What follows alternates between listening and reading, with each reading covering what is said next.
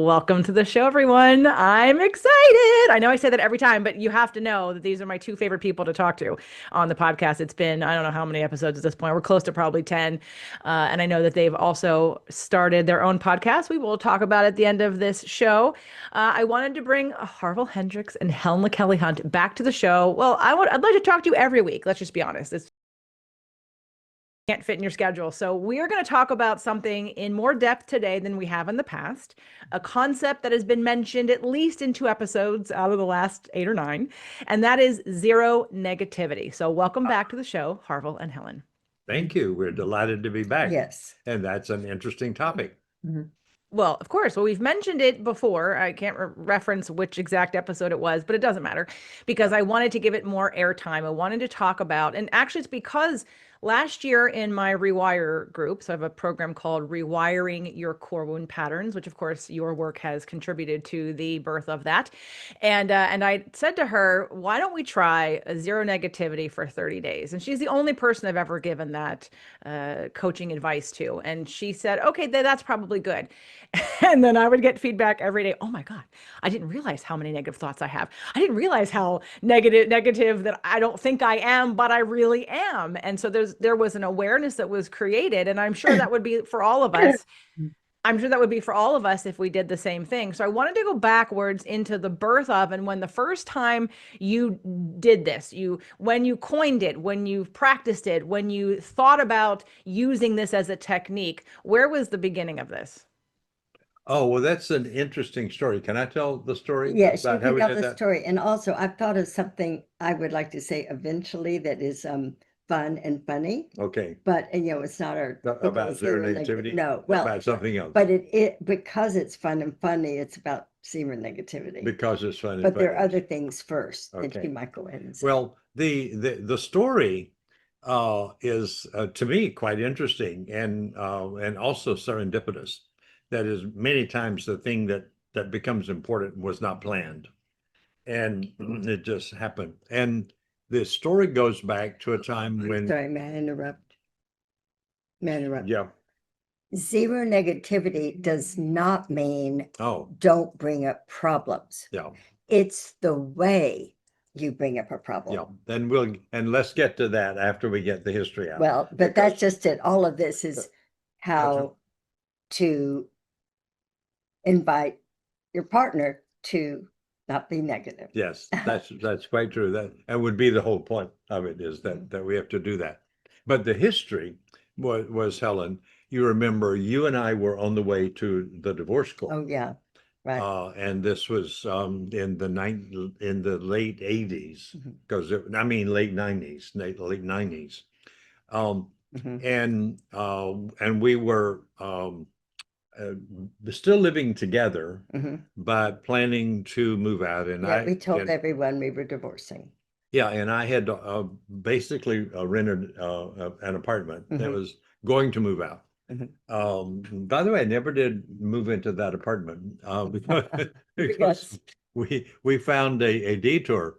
So and while waiting to do all the divorce planning, we decided that we would go to lunch once a week with each other to deal with separating and And stay in touch with the children. That was your idea. to go to lunch. Mhm. Yeah. And so we read and we like books, so we would go to lunch and to a bookstore.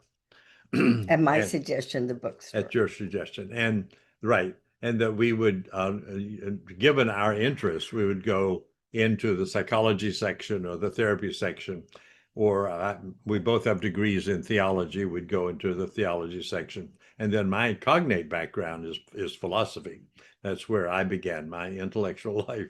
So this day we were on our way to our favorite bookstore. What are we going to look at today? And we walked past the big sign that referred to astrology. Yeah, I said, Harville, can we do something that's not academic and Yeah. theological or philosophical? Why do we are there any other books that are just relaxing? Yeah. Like books of nature or in books of whatever. And frankly, both of us were skeptical of astrology. I mean, we were not into astrology. It Didn't- was like didn't a really know what kind it of was. venture into a little weird part of the bookstore where weird people had weird ideas about how the world works.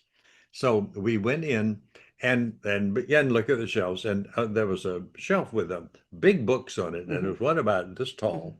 It had about 500 pages. It was- It was that big. Yeah, had it was about- big. And it was astrology for couples. Yeah, astrology for couples. And so, wow. So we, of course, pulled that off. And in it, the methodology of the book was to pair people with different signs. Mine is Virgo and Ellen's is Aquarium. Aquarius, to compare the relational compatibility of different signs. And so it would take each sign and with another sign and then say, here's as a relationship to people, here is your biggest problem. Yeah. Or here's what's going to go positive and here's going to be the problem. And the start of the essay was these two signs have the least possibility of having a good relationship. Staying married. They are in constant scrutiny of each other and judgment and criticism. And we looked at each other and said, it was, the words were due to the unrelenting scrutiny. that's right. I of couldn't each remember the other. sentence. The unrelenting scrutiny of each other. So we looked at each other and said, Oh, somebody's been watching us. how did they know? And we went on and read the essay, and it was pretty much biographical. I mean, I could have written the essay itself because it matched. I mean, I'm a couples therapist, and I'd been doing couples therapy at that time for 20 years, but I couldn't keep my own marriage together. So I knew that the dynamics that it talked about had psychological validity. So the essay became credible to me. So we then began to talk about that and decided that we would sort of do a study of our own negative interactions. Like we'd just been to a therapist Like and they said, you're doing unrelenting scrutiny of each other. Yeah. Okay, what do I have to do instead? Well, and that therapist also fired us as the couple from hell Okay. who had no possibility Yeah. of staying together. But the So- book became our therapist. So we decided we would measure this, and we went to, and I think you proposed this, that we get a calendar. In those days, you could go to a drugstore because it was a 19, what was that, 19 late, it was 1999 that we came back together. So it was in the late 90s. Okay. Calendars could be bought at drugstores or grocery stores. You can't buy them now. You have to do it on all calendars on your computer. But we bought a calendar, brought it home, and decided that we would monitor our negativity. And when we were negative, we would put an X on the day. We went to bed and there was a rupture in our relationship. It was an X. Yeah, and But if we went to bed, and we made it, we'd put a check mark on the day. And it was 3 months before we got a check mark. And, but monitoring the negativity did not eliminate it, but it reduced it to the point that we began to notice that we were liking each other better and regulating the way we talked better. So we decided that we would move on from the self-study, to make a decision, which was to remove negativity from our relationship and make a decision, because it got clear in our minds that you couldn't negativity just wouldn't go away. You have to decide to leave it alone and do something else. We now learn later, just to take a little side tour that's equally interesting, that our brains are biased in favor of the negative. So that negativity is easy. It's the first response to any disturbance or a challenge or threat, because the brain has only one agenda, which is stay alive. take care of It's you. a survival directive. So it doesn't stay alive by thinking that sound in the forest or that animal coming or that person is friendly. You have to assume, first of all, they're not friendly until you find out they are friendly, and then you can move toward toward them or relate to them in some way. So put those together, and you have a recipe for disaster. And it got clear to me because I think linearly that if you're going to go somewhere, you have to start here and then go stepwise where you want to go. So we did that. And I think it was 9 months. So, and we kind of slowed down the divorce process. Mhm. And in 9 months, we said, you know what? We don't think we will need a divorce, but what we do need is a recommitment. So, and that was in 1999, Mhm. and in the December of 1999, we we recommitted, had a big ceremony. Mhm. In fact, we consider it our wedding anniversary Mhm. now is December 31st, 31st. 1999.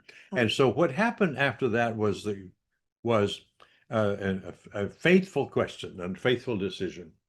Okay, and Well, also I want to share what I purchased from the drugstore um, to change the energy in our, could I do that right now? yeah, with that, you mean something other than the calendar that I just talked about? Yeah, Sure. at the drugstore, I noticed there was a section of sort of weird things. I went, what is this?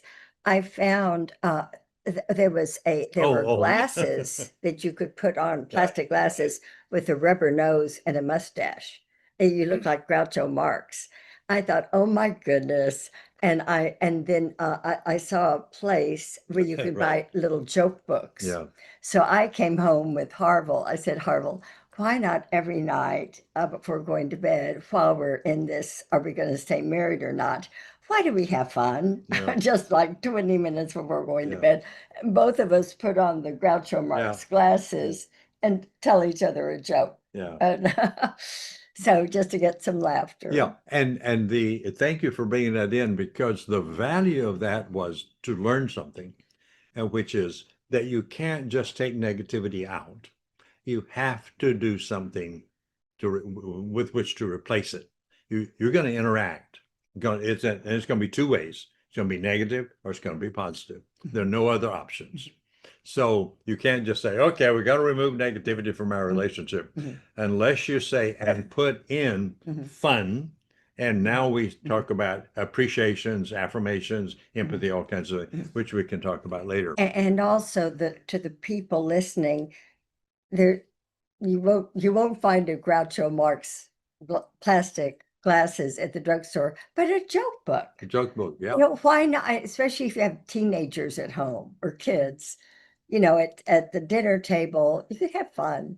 Yeah, and in a sense, do anything that engages you with positive energy, even tickling each other or watching a funny television show or whatever, because you have two neurochemicals in your body.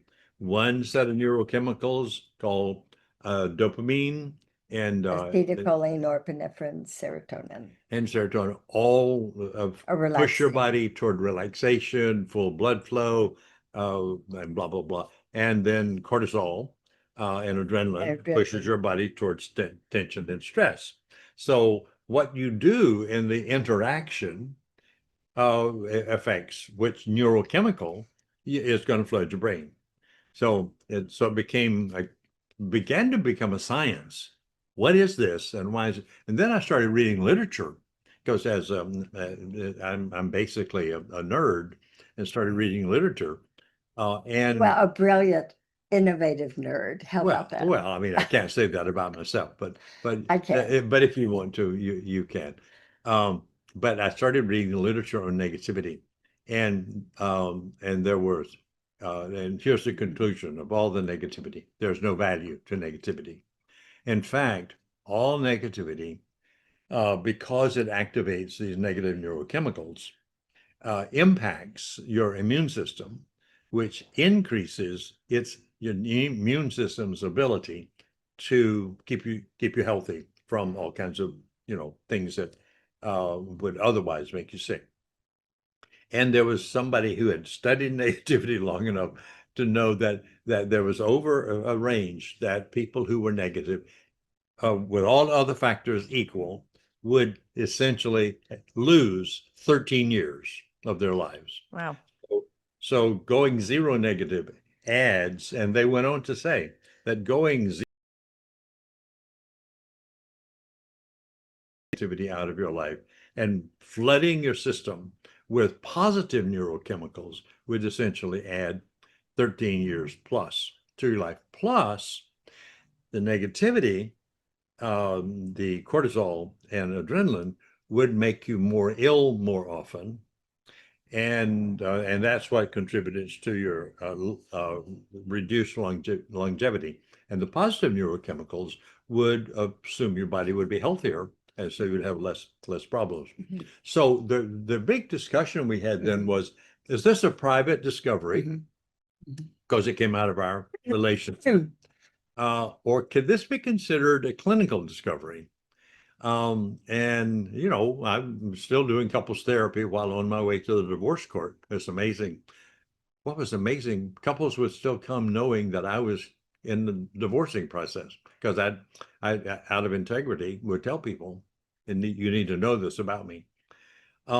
But so we decided that to bring it into the clinical practice and start proposing, Mhm. not requiring. Now I require it. If you're going to work with me, you have to make a zero negativity decision, Mhm. because I know that you can't have a relationship that you want if it's negative, because intimacy and closeness and negativity are incompatible. That's just logically true. But you know, when you're upset, you might say, "Well, I got to keep a little negativity, otherwise I'll lose control." And Helen's going to talk in a few Okay. minutes Yeah. about the changing into that. So Okay. we brought it to the I brought it to the practice, to my practice. And we brought it into, we were doing workshops. We brought it into the workshop, Shops. started talking to couples about it and asking them to experiment with it. And then the decision was, as you know, we have an international training program, and we've trained thousands of therapists to become Imago relationship therapists. And the question was, would we bring it to the therapist and make it a part of the training program?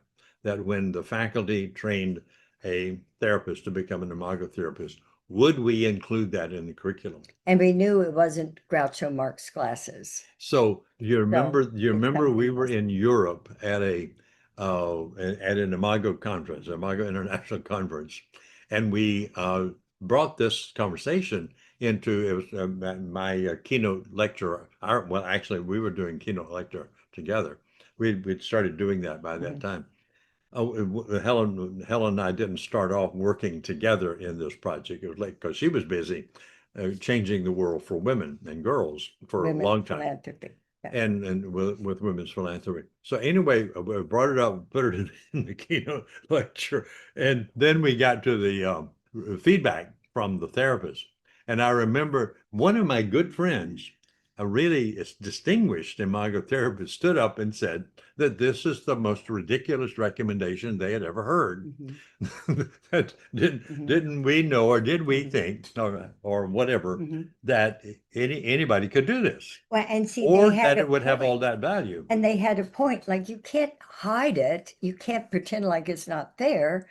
And so Yeah, we developed a process Yeah. of converting a frustration into a request. right. So we had Making to an appointment. So we had to make it clinically feasible and viable, and make it make sense to the thought processes of therapists. So anyway, that's how it got into the world. Okay, so much there, and it's a practice for me of listening and absorbing all things that and waiting to come in to say some of the things I want to contribute. I'm So, sorry. No, don't be sorry. No, my audience hears me talk enough. I do plenty of solo shows. We're good, and I didn't bring you on here. I wanted to hear your story about how this started, because we have talked about this before, and some of the things that you've mentioned, some things you probably don't even know about me, is I actually have 2 astrology courses. I use astrology in everything that I do, because while you guys, and I already knew your sun signs, and you know, Are you Aquarian? No, I'm a Pisces. Okay. Pisces. I'm a Pisces and so I'm the opposite of Harville on the charts. But what's really complex about astrology that people don't realize is that even though that book was super accurate about just your sun signs, is that each person is made up of many planets, right? You've got inner planets and outer planets. And I use astrology in relationships to understand how someone else looks at the world differently than you do. Most of us, right, we judge the world based on what we see, what we think, what we believe. We think, everybody thinks like us until you look at all the different factors of how someone else looks at the world completely different, how you interpret things on a very different level.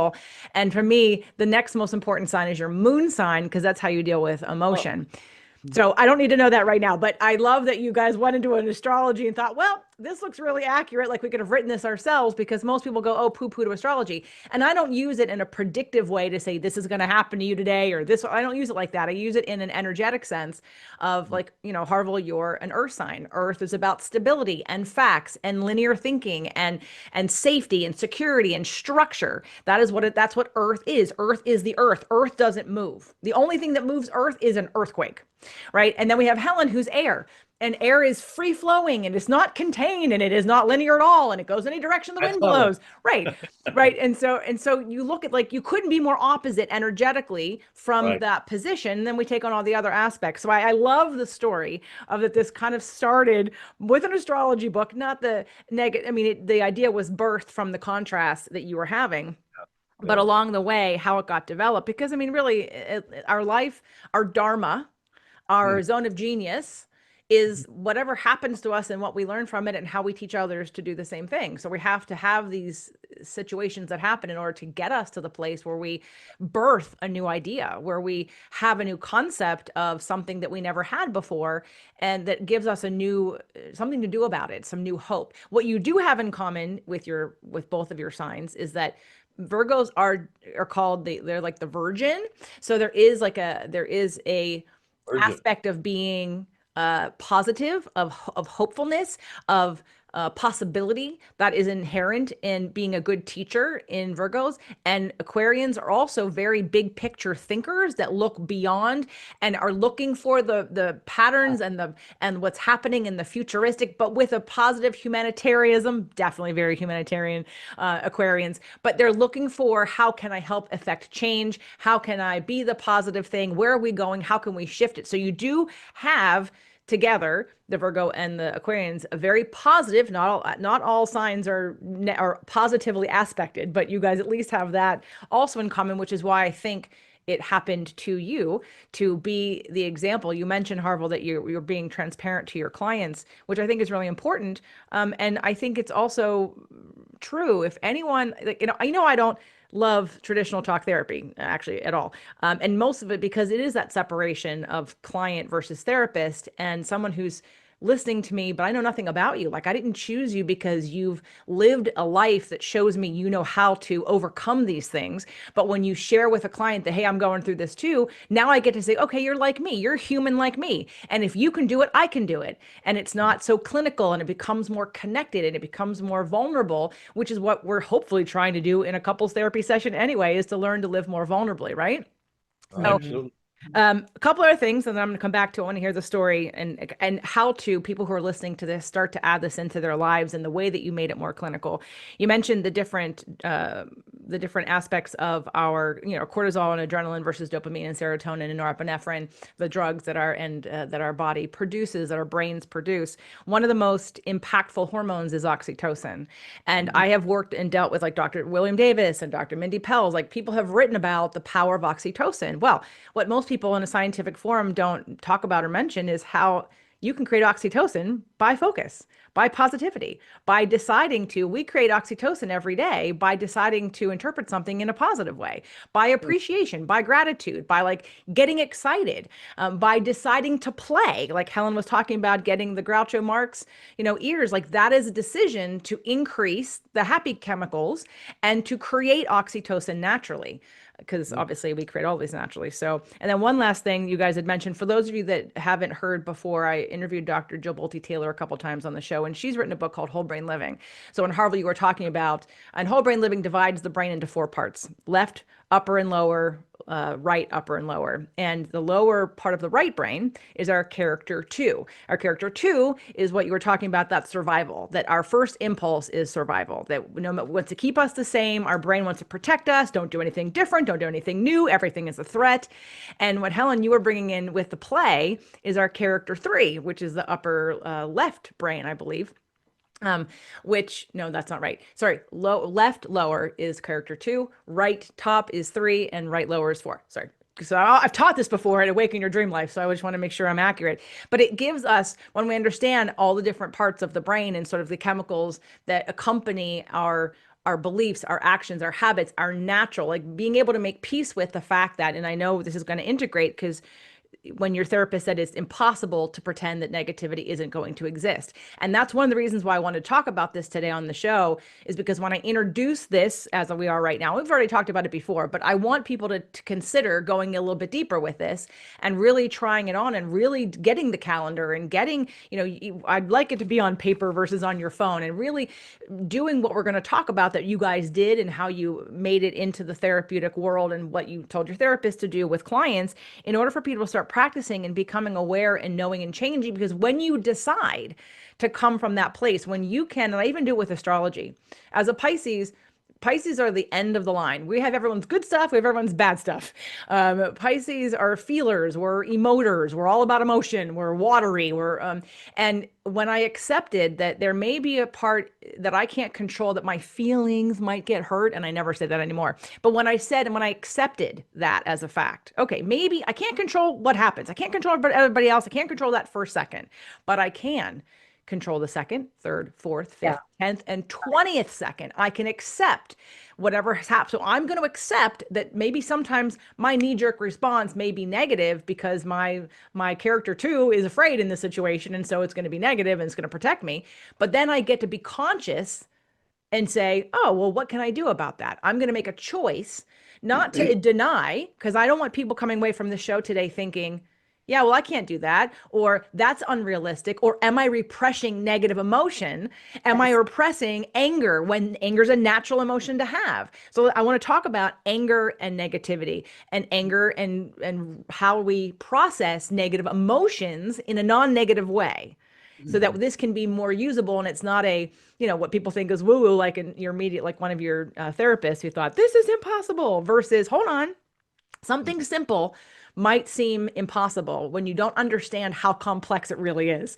It's an idea, but it's just like law of attraction. I teach law of attraction and people think it means put up a vision board and one time and then walk away. It's like, no, that's not how this works. It's a simple concept to be positive or to raise your frequency, but there are so many layers to why it's difficult for most people that we spend 20 years learning about it. We spend 25 years trying to do it. So take us on the journey. First, tell us the story, Helen, you've been wanting to share, if there is one now, unless that was the fun thing about the Groucho Marx in the beginning. Was that the story you wanted to share? Yes, but let me mention, for anyone who is married and there are problems, the answer is not ignoring the problems. And so this is why what is so wonderful in our weekend workshops, we say, okay, now what are the things, what are things you like about your partner? And every night, 3 things before going to bed that you appreciate about your partner, and you tell them positive things. But that doesn't mean there aren't problems. And we teach couples to make an appointment with their partner if they're unhappy about something. And when the other person is available to totally focus on you, don't tell your partner what they did wrong. Say, Harville, could I have an appointment to Yes. ask you about something? So you want an appointment to ask me about something? Yes. This morning, you left the kitchen. By the way, this isn't true. When you left the kitchen, it was sort of dirty. You left your things all around and everything. So let me see if I'm getting this. When I left the kitchen this morning, I left it All dirty. your Oh, utensils, food, utensils, messy. cup. Would you mind making sure you clean up everything after breakfast? Oh, because I have to, but I would appreciate it if you would. So you're requesting that I leave the kitchen clean up my own mess. Yeah, In oh, other yeah, words, leave the kitchen leave it clean. after you're finished with the way it looked before you had. With the way, before with the you way had- it looked before I messed Yes. it up. Would that be Yeah, okay? that makes sense. Okay, Okay. What great. happens if someone says no? Well, I don't think that they would.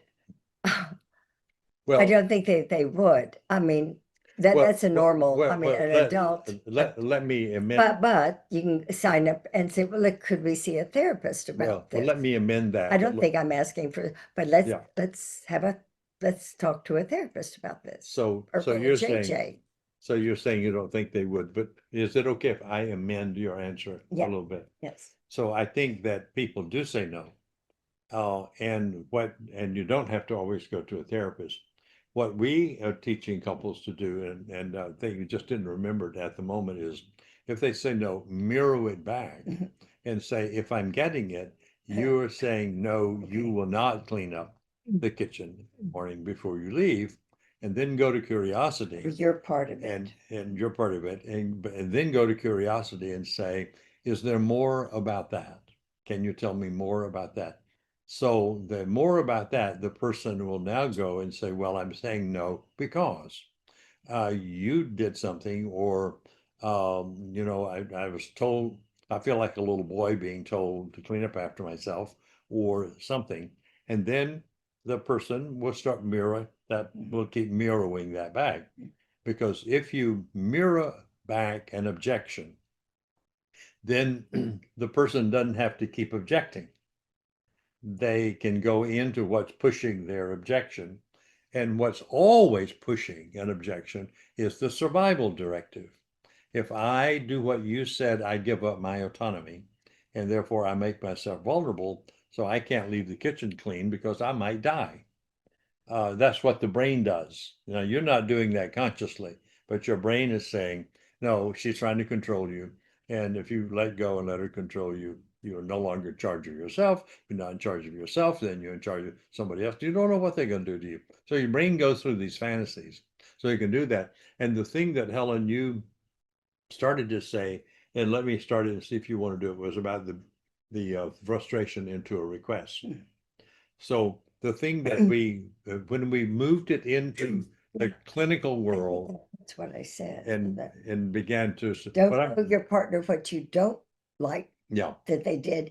Say, next, so and so you did Yeah. da da da da da da. In the future, would you be willing to do it this way to do it this way. or Yeah. that way? And Yeah. then have a dialogue about the future. And so I want to do the theory behind that behavior that's recommended, which is that every frustration anyone has about anything has in it an embedded wish It's a wish that in things are disguise. different. Mm. And what we do, and until they learn different, every human being never goes to the wish. They go to the frustration, and they say, "You didn't close the garage door. You left." Once again, you always do left that. that stuff on the kitchen. You and know I don't really- like that, and you keep doing that, then Right. just negative. So you convey the wish negatively, and then what you get is a negative response, which means the wish is not responded to, but your defense is responded to. But if you say, let's see now, I'm really upset with Helen. What do I want? And that's the question you ask yourself. What do I want? Okay. Well, I want Helen too. So I go to Helen and say, Helen, is now a good time to share with you a wish? It's a time that they're available to Right. spend with you. Right. Because the other person could go, listen, I can't possibly do that right now. So how about 45 minutes from now? Yeah, Or- right. So you ask for an appointment for and an you appointment. take a delay, but never a no. That when people get into the Imago world, the assumption is you want a relationship that works. Otherwise, you shouldn't be in the Imago world, because that's all we work on is relationship. Because everybody's relationship that doesn't work comes into our world, and we assume they're coming because they want one that does work. So you agree to the appointment process. And the appointment process is now good time. Are you available for me to talk about the Think dishes what this it's morning? about. And Helen can say, well, right now I'm in the middle, and she probably would say this, right now I'm in the middle of an email, and I'll be pushing the send button in 5 minutes. And I'd like to delay it for 5 minutes. or it Now, could be and 30 that's- minutes, or it could be an Yeah, hour, right, whatever. or tomorrow. But the person asking for the appointment then agrees to the time delay. That's the part of the process. You agree to the time delay. Where you're both But the available. person who asks for the delayed time shows up without having to be asked again at the time that they said they would.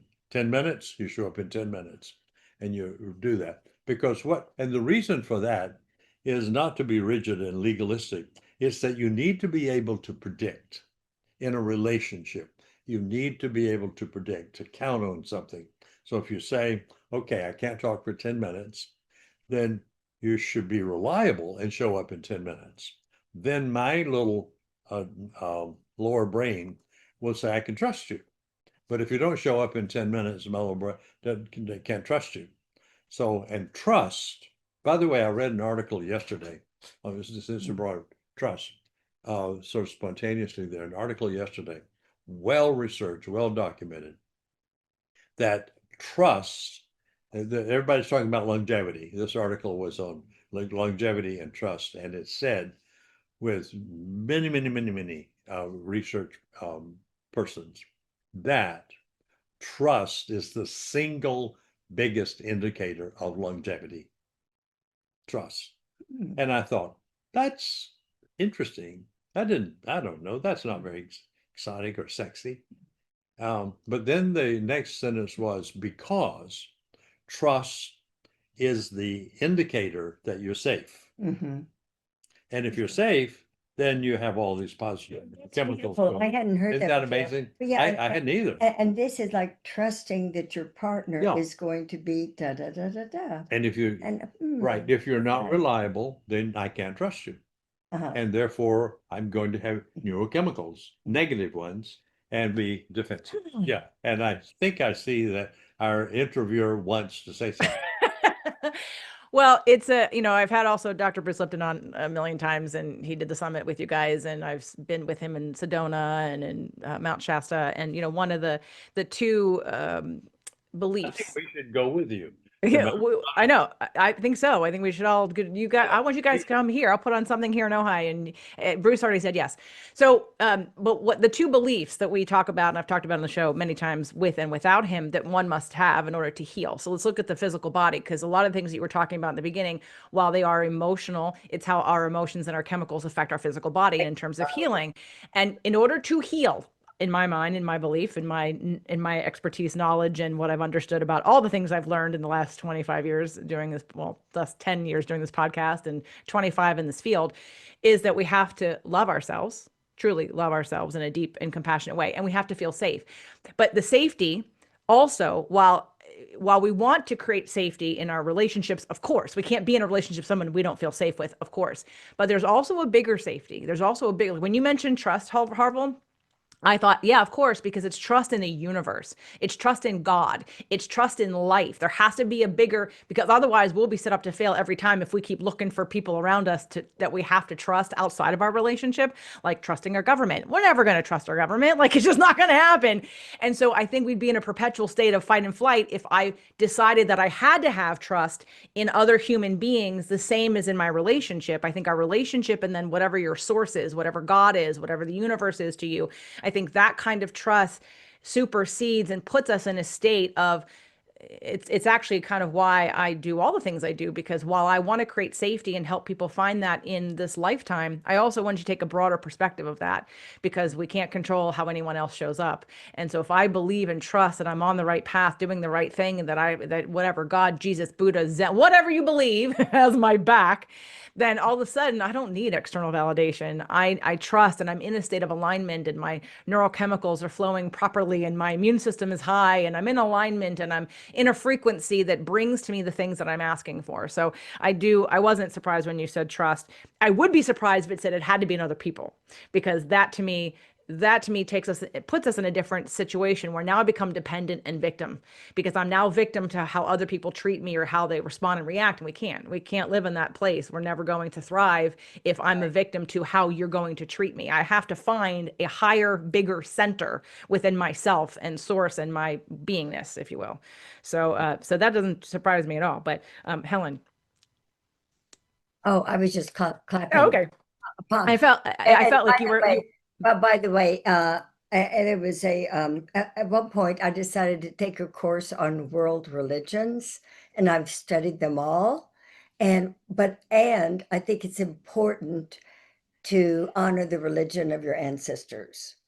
So as you were saying, Buddhist, Hindu, whatever, and but there is an energy in a divine Right, that it's I bigger than who we are. It takes us in a different plane. It makes it widens the scope of our perspective. When we're here in this earth, in this body right now, in our little, ego eye, right? Then we miss out on how expansive I think we are energetically, which we talked about in the consciousness upgrade a little bit when we did our interview for that summit, and about the idea of consciousness and a consciousness being a thing, right? And that a wide, always present wellness, love, freedom, joy, high, anyway, all the things.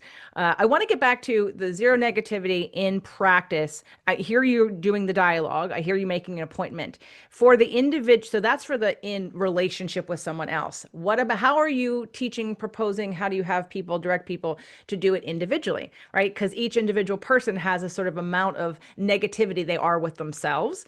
Some people are very nice and never negative to someone else, but their inner dialogue is abusive. And so that's going to affect how they show up too. So what are some of the recommendations or practices or tools that you would recommend people do that incorporates them being zero negativity with themselves as well as with their partner or the outside world? Well, the I question could is make a often, comment. yeah, So maybe you want to go Yeah, first because I'd like to go Oh, first. yes, okay. if that's okay. Yeah. Yeah, so people always ask that question. And the first question they ask is, okay, so if we do it with our partner, does that mean we have to do it with the grocery man or the politician or whatever? And the answer to that, and this is research, so I have research support for my answer. I try to have that my colleagues in the research world as a backup for what I know to be true clinically. Um, and the answer is that you cannot sort of go zero negative. You have to go 100% zero negative. So it's sort of like, can I just drink a little bit and get off of alcohol? No, if you want to get off of alcohol, you have to get off of alcohol. And so you can't mess with that. So that's why we call it zero negativity.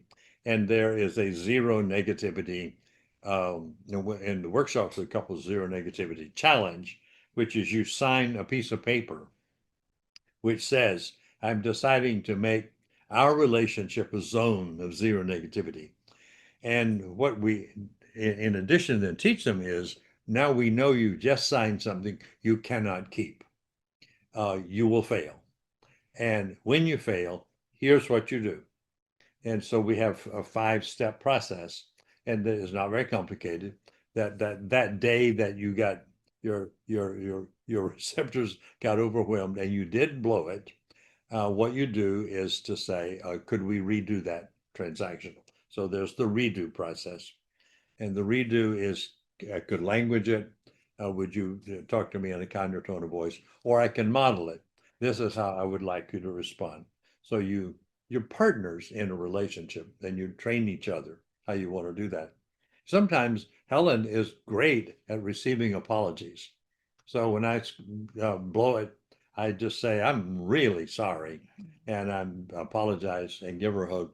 If she tells me I'm really apologize, has zero credibility, because I grew up with people breaking promises. So if you make a promise to me, I'm assuming that you're setting me up for disappointment. My little brain back, no matter how much credibility you had in being faithful, it takes me a long time to trust that when you say something in the promise mode, you can say stuff, I'm fine, just don't promise it. Uh, don't set me up, but we can discuss it. And that's the weird thing of my brain and of my background.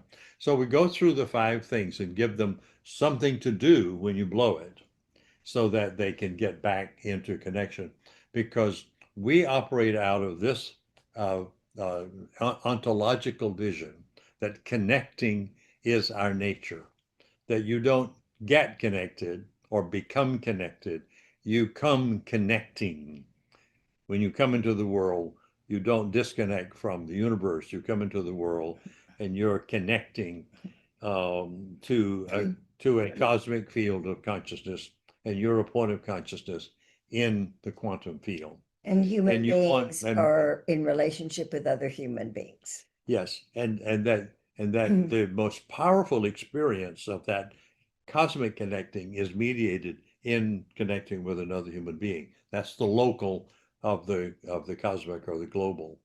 And what you want to do is restore this as quickly as possible, because when the rupture occurs, your brain goes into survival mode and starts running those negative chemicals.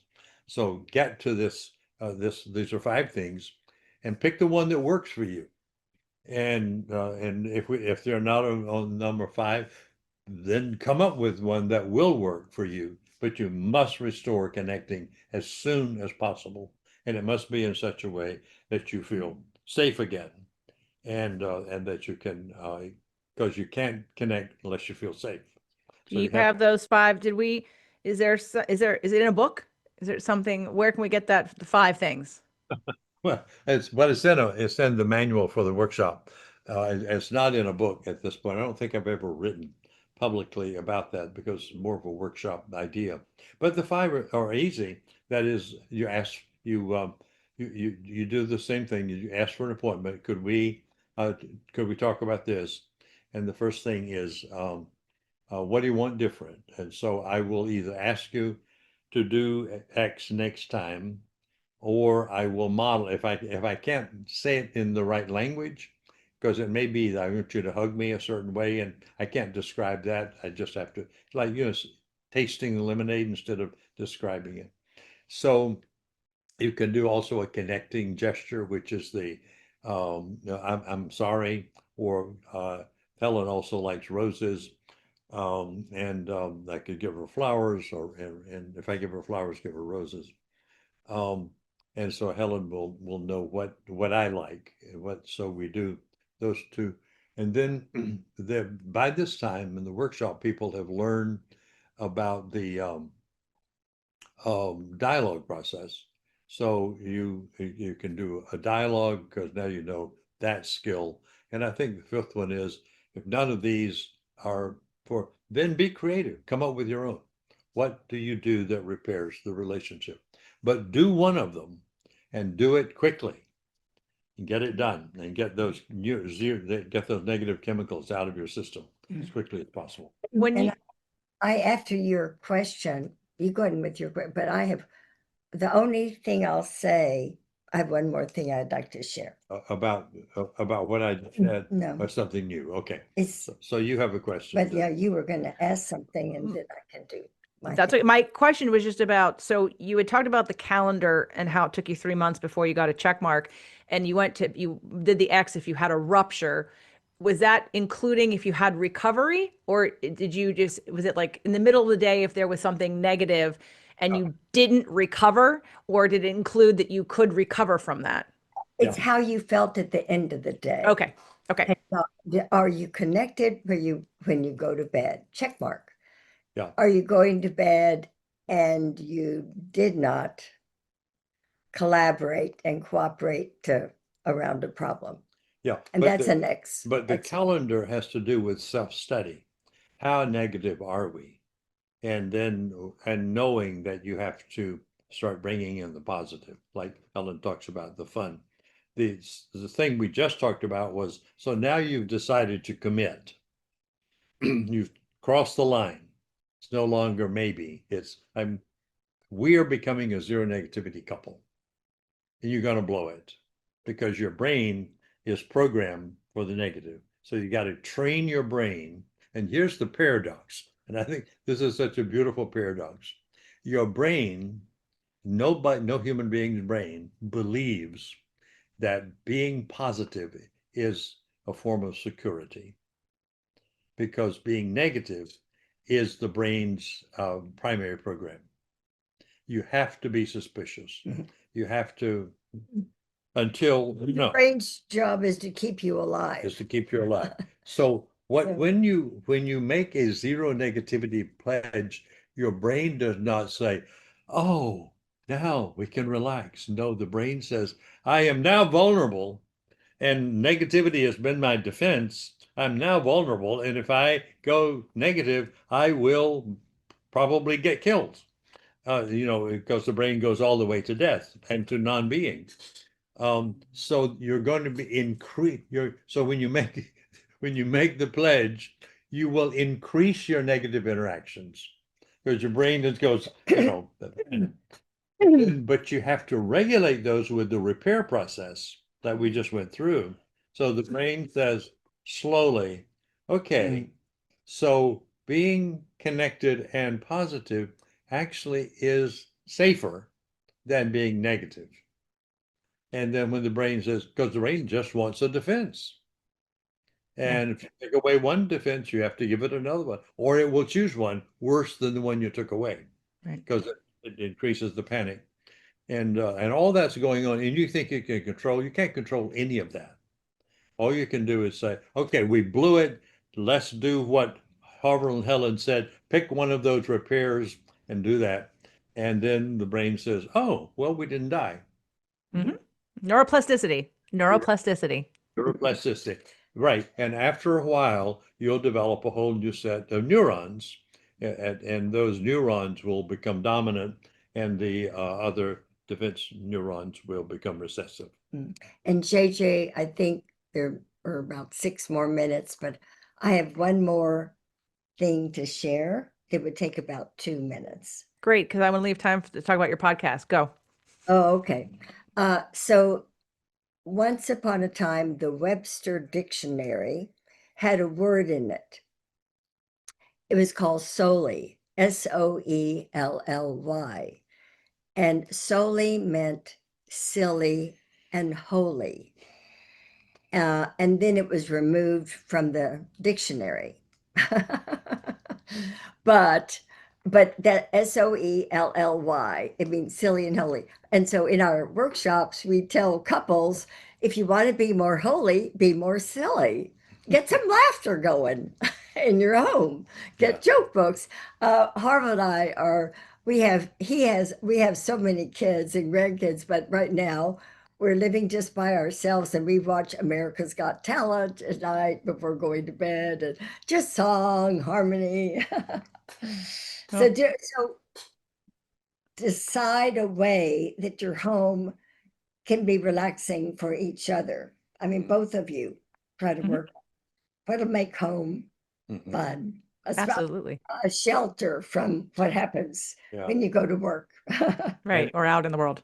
And if you have a god, pick one who laughs. Right. Absolutely. Or a goddess. Okay. Talk about the podcast. You guys just Sorry, I apologize. don't be Goddess or goddess. God or goddess. It's okay. Everyone can choose. It doesn't matter. Absolutely. It's genderless. It transcends gender. But at any rate, you get the point that if you don't have humor, you don't have much of anything. Right. All right. And Podcast. You guys are starting a podcast.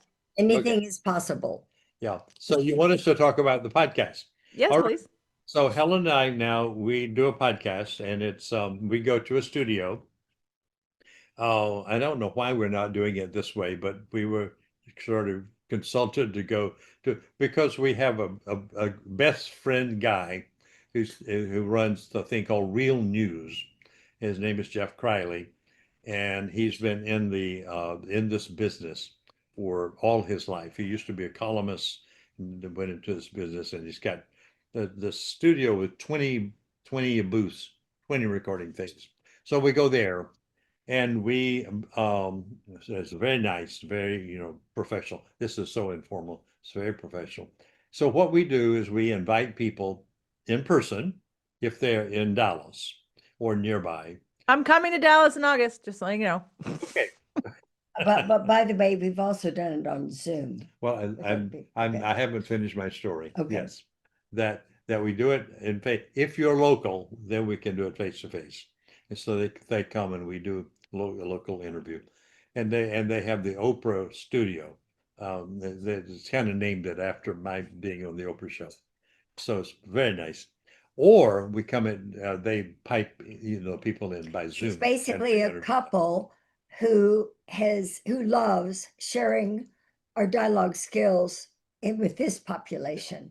And then another meeting with another couple who share the dialogue skills in this part of the world. Yeah. Or- Yeah, that's right. We bring I mean, just the dedicated. formal to this. policy is that we interview, do a podcast with people who have committed themselves to teach dialogue in their part of the world or their segment of society. And they come in and tell us who they are, why they're doing it, how they're doing it, what their success is, and give us 2 or 3 stories of people being transformed by Yeah. it. And, And then it goes out on all the social media a couple of them. platforms. Let me go ahead and mention the continent of Africa. Oh, yes. 2 people, we did Barnabas and Grace, but then Sowing Seeds of Joy, Ron and Right. Star also work in Africa. And people throughout the continent of Africa are using dialogue every day. They've been teaching other people. And there's another part of the world, it's called Daybreak University in Seoul, Korea. And students sign up and they are taught dialogue, and in a lot of other countries, Japan, China, Taiwan. Unfortunately, the United States of America, the president doesn't know how to use dialogue. So we're sad about that. But in Liberia, the president of Liberia has commissioned the Center for Dialogue in Liberia to launch a national dialogue trauma treatment program. Wow. So that's really big. Liberia has about 6 million people, and they are split as a result of a civil war that ended 20 years ago militarily, but has not ended emotionally. So they keep traumatizing each other because they're 2 sides. It was an interesting country. It was the country from which America got most of its slaves, and therefore to a country At the to beginning. which At the many beginning, of the slaves were sent back. And those 2, the ones that were not taken, and the ones who came back went to war with each other. let me explain. Oh, I didn't realize that those were the 2 groups. There was a continent on the other side of England and nobody existed on it. And someone thought, we don't like living with the king. Why don't we explore going to this other continent? So especially the business people went over, we got to have something to eat. And they purchased slaves or people in Liberia to go and plant the crops, da da da da da da. And eventually this became the United States of America. And they didn't want to live with the king. Yeah. And then they sent the other people back to Liberia. Unfortunately, the current president acts like a king. Yeah, our current president, but the one in Liberia is a very, very high level, sort of Oh. like a Nelson Mandela He's guy. trained his president, he's had someone train his presidential cabinet. So one day that'll be happening Yeah. here. Yeah, right. Not just abstract for him. He brought it into the government, trained his people, and now the people that we've sent over there who are working to spread dialogue in Liberia have been, as I said, commissioned to create a formal program that will be paid for by the government to teach dialogue to all of under the guise of a dialogue treatment program. I mean, Beautiful. I'm sorry, trauma dialogue Right. trauma treatment program. Okay. I didn't hear the title of the podcast. I don't diverse dialogues. Diverse dialogues. Do you want Yeah. people, would you like people to listen to it? Because I need to tell them how to find it. So diverse dialogues. Diverse, DIVERSE, Uh-huh. dialogues Well, it's on social media platforms. You know, once I walk out of the studio, I don't know what happens to that stuff. Somebody else takes it over. And what they say is it goes on all of your social media platforms. So it's somewhere on Facebook, Spotify. I think it's also on LinkedIn and somewhere the other day. I don't think it's on TikTok yet, but it's they're putting it out there. So I guess you have to, and it's on YouTube. So that's probably the best place to go and type in diverse dialogues. And Got it. we got Just can I give you a little podcast advice now that you have your own podcast? yes. The fastest way to get podcast listeners is by doing these interviews and letting people know you have a podcast. People who listen to podcasts. So this is the most effective way to get podcast listeners is on other people's podcasts. So make sure you always tell everybody that you have a podcast, where to find it, and what the name of it is so they can search you. Okay. Because I know you have a big mission. And you know that I'm on that mission with you. So, and I know it, and now we can spread it even faster and wider because you have a podcast and everybody can listen to the podcast. So I want to, don't hang up before we're done, but I just want to say thank you guys again for coming on. I hope this interview and this conversation has inspired everybody to consider whether you have a partner or not to try zero negativity and to take the leap. I'm going to invite people to do it with me once I put this out into the world. And if you're interested, let me know. Otherwise, let's continue pushing this idea out because we all need it. This world needs it. Our bodies need it. Our health needs it. Our longevity needs it. Our children need it. And thank you guys so much for pioneering and sharing it with all of us. Yeah, our children need it Yes. for their sakes. Yeah. Yes. Yeah. Wonderful. And you asked about the individuals. Make a zero negativity pledge to yourself because Definitely. any negative self-criticism will make your life shorter. You have more diseases and you live a more miserable life. And if you go positive, your brain then goes into, wow, the experience, the joy of being, and then everything better. So yes, total zero negativity.